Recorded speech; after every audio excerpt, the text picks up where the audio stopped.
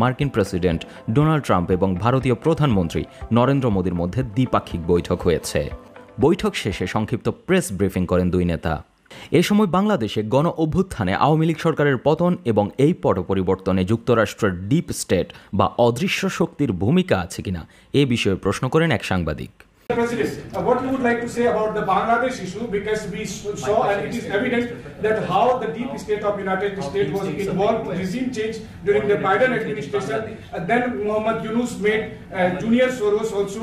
So what is your point of view about the Bangladesh? Soros, and what is the role that the deep state played in the situation in Bangladesh?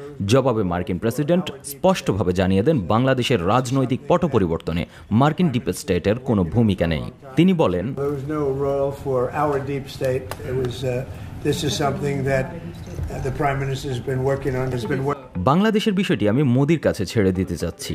মূলত তিনি বাংলাদেশ বিষয়ে আরও কিছু বলার জন্য নরেন্দ্র মোদির দিকে ইঙ্গিত করেন। তবে প্রধানমন্ত্রী মোদি কৌশলে বাংলাদেশ ইস্যু এড়িয়ে গিয়ে রাশিয়া ইউক্রেন যুদ্ধ নিয়ে কথা বলতে শুরু করেন।